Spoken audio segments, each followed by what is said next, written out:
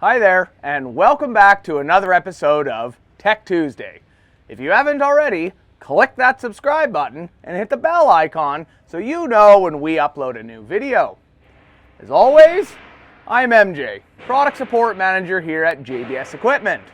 And in today's video, we're going to be talking about U-bolts, specifically the ones that hold down a forage box or truck mount spreader to a chassis. Let's get to it. Located usually within the first foot of the chassis here, you will find some sprung U-bolts. This allows for a little bit of chassis flex without breaking them. Now, if you ever, for whatever reason, need to remove this, when you put these back on, you need 1 inch of compression. Okay, so the rest of the U-bolts holding the box down to the chassis look like so.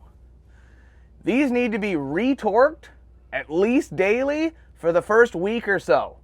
150 foot-pounds, keep you golden. Now, after the first week or so, every 6 months, throw a torque wrench on them, make sure they're good and tight. Well, that concludes this episode of Tech Tuesday. Be sure to like and follow us on our social media platforms, and if you have a video idea that you'd like to see, drop them in the comment section below. Take care, everyone.